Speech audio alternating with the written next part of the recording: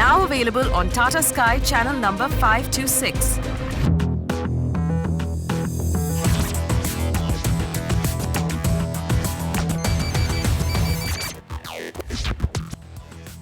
Hello and welcome. You're watching Property Hotline with me, Kavita Krishnan, on Magicbricks Now, India's first property channel. With me today is Ashish Sodhani. We are answering questions on taxes that you need to pay while buying, selling, or investing in property. Ashish is with the international tax practice at Nitesh Desai and Associates. Ashish, welcome to the show. Thanks, Kavita. First, we'll take Sachin Raina's question. Now, Sachin says that he recently sold a residential property in Mumbai for 20 lakh rupees. He wants to know if he can buy an agricultural land with that money and build a house in his native place with this. He also wants to know if he has to pay capital gains tax since there is no tax on buying agricultural land. So, he has another house in Mumbai which he currently occupies.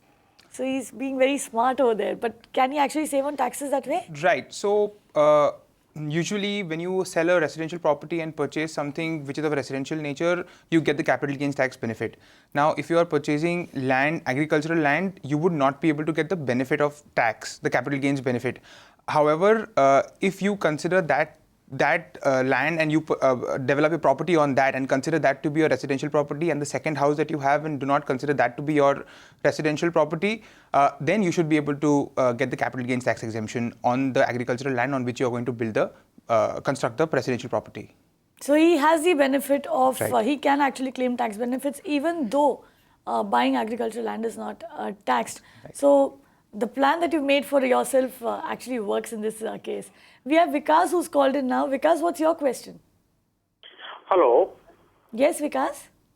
Yeah, hi. This is Vikas here. I have a query. We had a flat in Delhi, okay, which we sold off.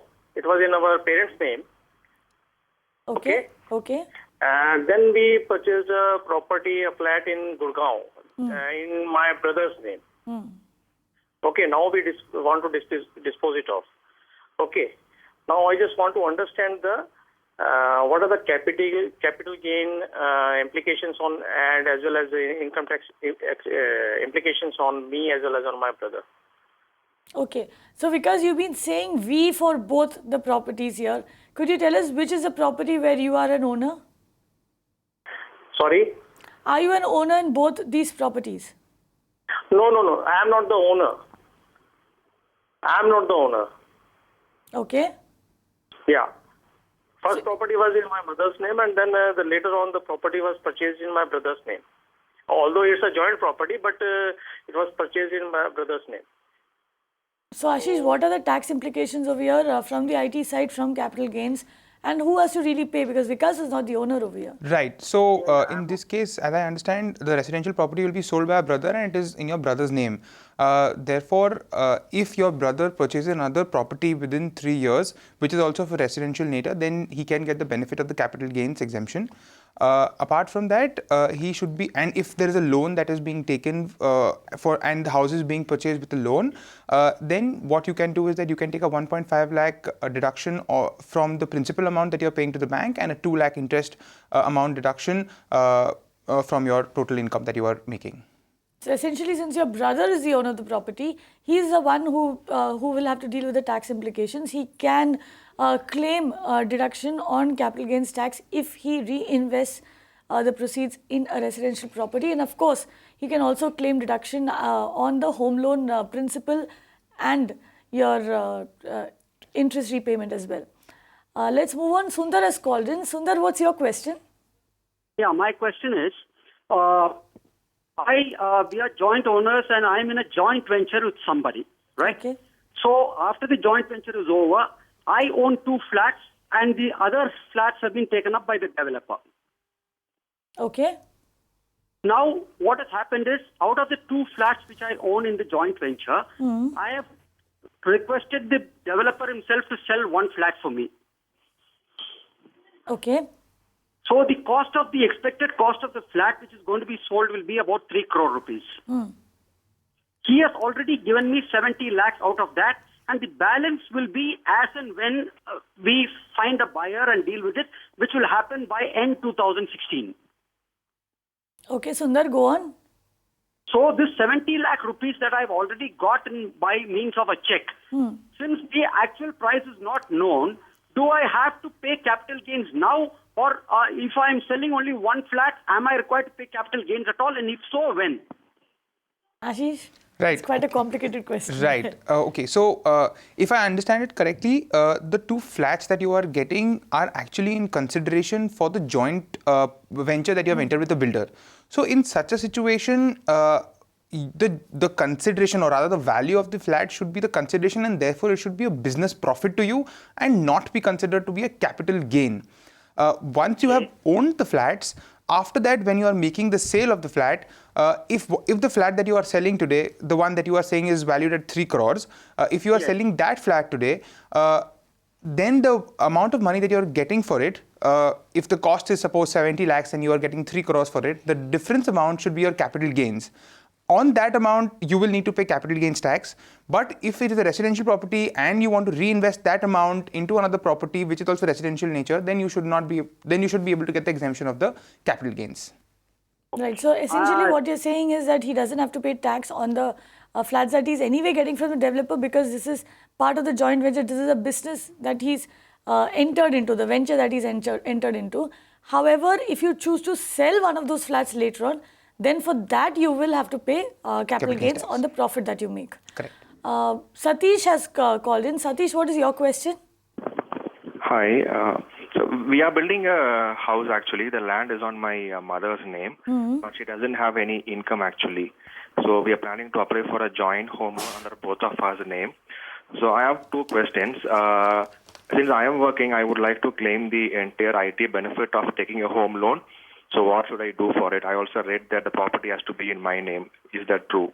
If yes, should 100% of the ownership should be on my name, or just 10, 25 or 50% ownership only can be transferred to my name using a gift deed, and can I claim the entire IT benefits?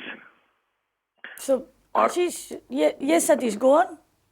Or can I only claim the benefit according to my proportionate ownership? That's my question. Okay, let's get Ashish in over here. Ashish, the tax deduction that is available on a home loan, do you have to be an owner of the property for that?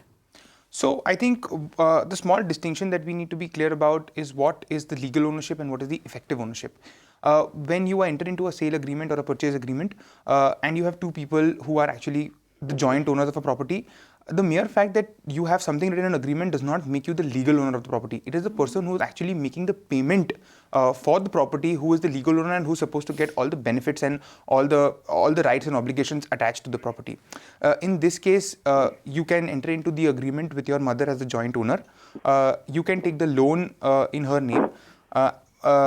In your and her name, sorry, and when you make the payment to the seller, at that point of time, you could make the full payment from your own account. Once you have done that, you should be able to claim all IT exemptions which are available under the Income Tax Act. With respect to your mother, she could just remain an owner with respect to just as a name. And also one more thing, the fact that two people are owners does not deem them to be 50% owner. Only if the agreement specifically provides that you are a 50% owner and she is a 50% owner, or any other proportion, only in that case will the property be divided into that many parts, and the exemptions will be available to each person under that agreement proportionately. So here essentially what you're saying is Satish doesn't need to get that gift deed, etc. Just the mere fact that he is paying off the home loan entitles him to a tax deduction on the home loan. Absolutely. So even if he's not the owner, his name doesn't appear on the property papers, it doesn't matter. No. What is essential is it should come on the loan agreement. His name should right, and he should be one of the owners of the property.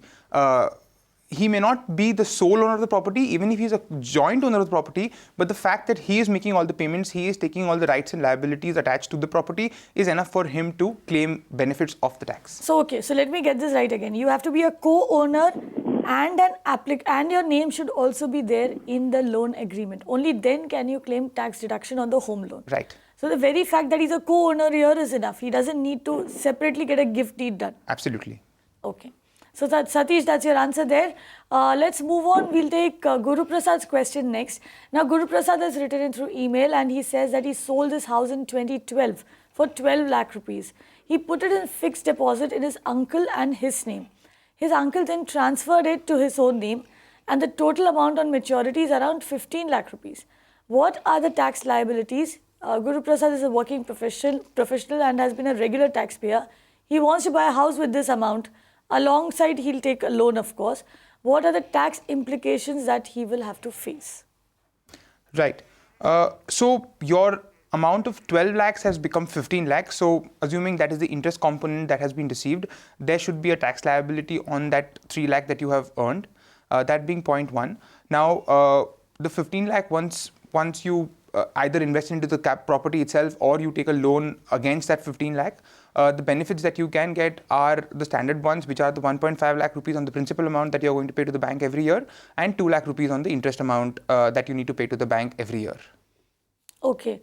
So he will have to pay IT income tax on the interest that he's earned on that loan? Absolutely. Even if he's reinvesting it in a house? That does not bar you from paying that income tax. So FD doesn't come under the capital gains ambit. You have to pay tax over there. You'll have to pay income tax. However, you will be entitled to all the deductions that you can get if you were to take a home loan.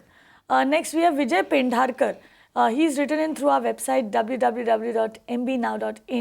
Now, Vijay wants to know if TDS is to be paid by the builder or the buyer and at what stage is it supposed to be paid? Right. Just for everybody's conceptual clarity, TDS is tax deducted at source. It is the payment that is made when you are making a payment for something. So in this case, when the buyer purchases a property from the builder and it is more than 50 lakh rupees, then there is a TDS liability that the buyer has of 1% that it will deduct and pay to the government. So if your property is worth more than 50 lakh, you deduct 1%, pay to the government. There is a standard procedure for this. There is a form 26QA, which you can fill up. It is a very simple form. Anyone can do it. You can go online and get hold of the form and make the payment to the government of this TDS. Okay. Also, one more thing I wanted to ask you over here. TDS is, of course, one tax. The other tax that a lot of viewers write into us is about is VAT. Now, there's a lot of confusion regarding VAT. VAT, of course, is being, charged by the developer over here. So, is the developer really liable to collect the VAT from you when VAT is actually a tax imposed by the government? Right. So, as a concept, again, VAT is a tax that is payable on the goods that is sold. So once a property is ready and it is being purchased by somebody, then the developer would usually charge VAT. However, VAT is a state law; it is not a central act, and therefore it will be chargeable depending on the state. The rate or the exemptions available are something that the state specifies in its own laws. But this is something that you have to pay to the developer. Right. So developer is completely entitled to charge VAT.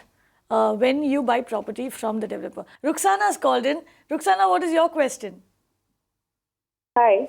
Hi. Tell us what's your question. Yeah, see, now I bought a property in Pune in 1982. Okay. Now I need to sell it, but the buyers are asking for Index 2.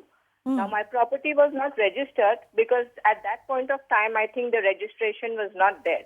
It came into existence, I guess, only after 1985. Now, the builder is not here anymore.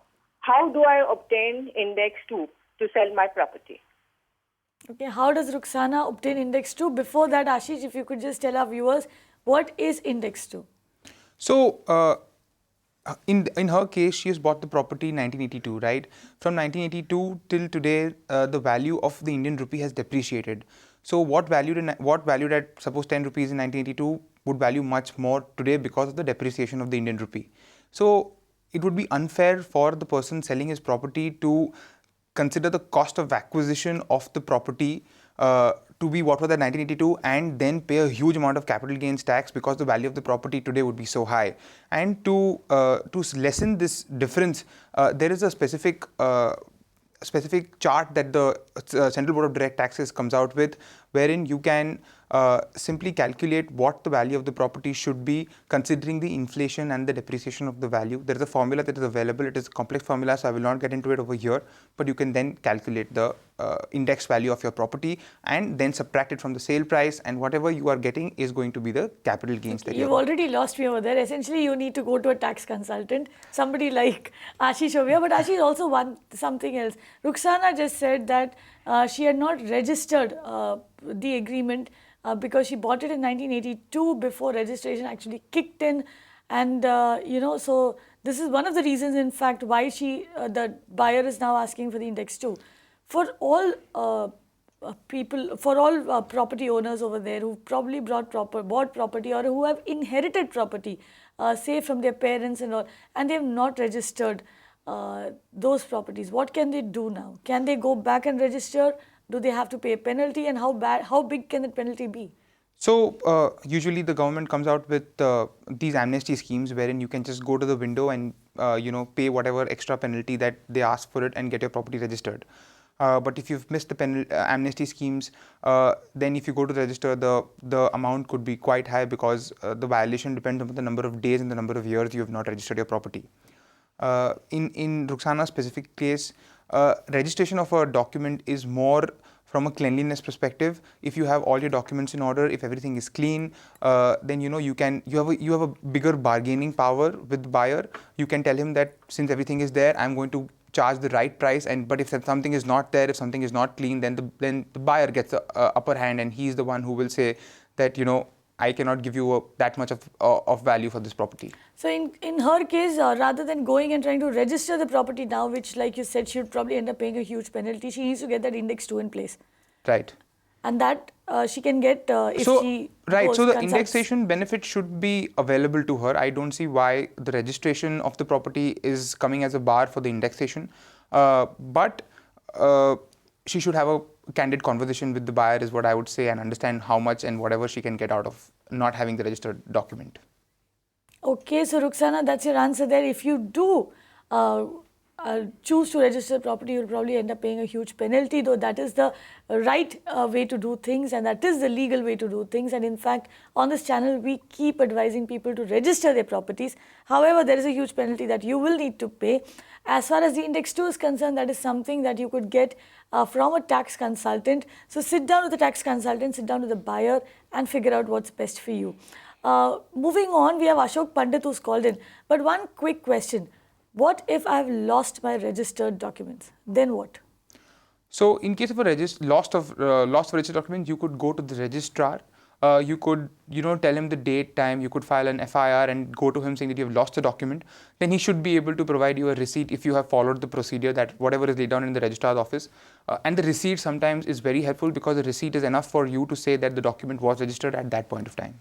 Right. So if you have not registered your documents yet, get them registered. Hopefully, there would be an amnesty scheme that's coming your way, though we've not heard of any as of now. Also, if you've lost your documents, then ensure that you file an FIR and get the receipt that Ashish just said. Ashok Pandit, what's your question? How can we help you? Yeah. Hi, good evening. I am evening. Ashok Pandit from Pune. We purchased a flat in 2012. The joint owners are self, my Ashok, wife. if your TV set is on, you'll need to mute that because that is causing disturbance on the line. Yeah, okay. Yeah. Quickly tell us what's your question. Yeah. We purchased a flat in 2012. The joint owners are self, my wife, and my son. My son is an NRI, and I have a full power of attorney for him. He is not a taxpayer in India. We are in the process of selling this flat. The question is, or asked, how should the payment be done? Can a check to self and wife suffice? And secondly, how should the income tax be apportioned? I would like to take on the tax burden of this sale on myself. How can that be done? How can that be done? 3 owners, 1 property. Can the check payment be done through one check? And how do they split the taxes? Sure. So again, I think, Kavita, the question that finally comes up is legal ownership versus effective ownership. Now, if you have in your books of accounts, if you have made internal adjustments with respect to all 3 of you being the effective owners and your agreement says that you are equal, that you have equal rights and equal obligations in the property. At that point, because of that, the whatever money that you are going to get will have to be split between the three, and the exemptions and the capital gains tax will have to be paid accordingly.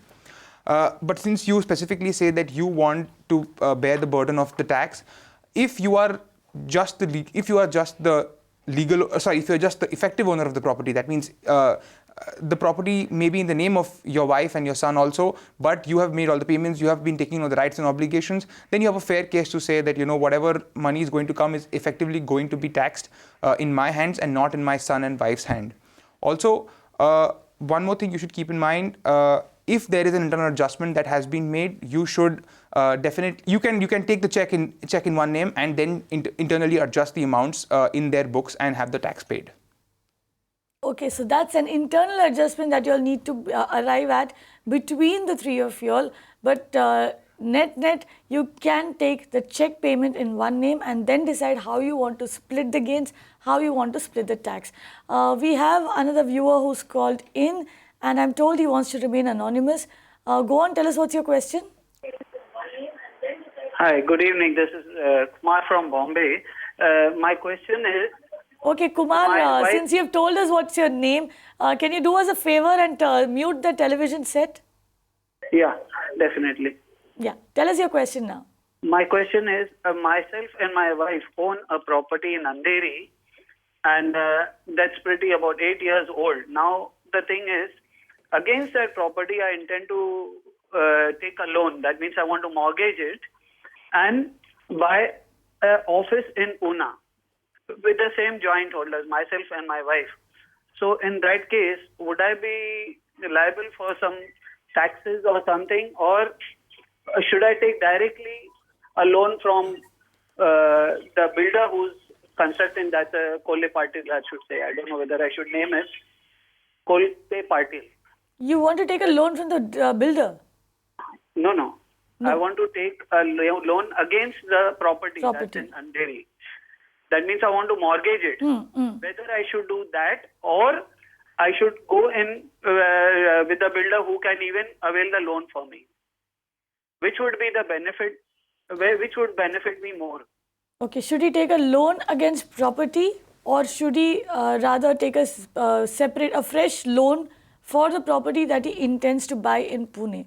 What makes most sense over here? So I think mortgaging your house or taking the loan is more of a commercial call, and that is something that you can look at. From a tax perspective, you will not get any benefit out of mortgaging your property or taking the loan separately. In both cases, you will be paying some amount of interest to the bank. That interest is deductible. Deduction is available for you on that interest. So in both cases, you can take that interest. Whether you want to mortgage your property or not is something that is totally on you. But then he was also very clear. If I'm not mistaken, he wants to buy commercial property in Pune. So on commercial property, is there any deduction really available? Is there a tax? Is there any gain that he can, tax saving or any deduction that he can actually claim? Not really. Since it's a commercial property, he may not be able to get a tax deduction as much as he can get in a in a residential property. But nevertheless, the interest paid to the bank for that property can be shown as his business expense or some certain other type of expenses where he can take the deduction. Right. So net, you don't really get tax deductions on commercial property. So if that is what you're looking to buy, then don't look for tax deductions there. Also, it makes more sense to take a fresh loan, like Ashish said, rather than take a loan against property and then go in. This is from the tax perspective. From the finance perspective, you might just get a different answer. And if you want, we'll get you a perspective on that as well when we discuss home finance questions. With that, it's a wrap on this edition of Property Hotline. Ashish Sodhani, thank you very much for joining us. If you have any feedback, any suggestions that you would like to share, any questions that you want to ask, do get in touch with us through email, Facebook, Twitter, our website, or simply call us live like all the other callers you saw on the show. Thank you very much for watching Property Hotline. Keep watching Magicbricks Now.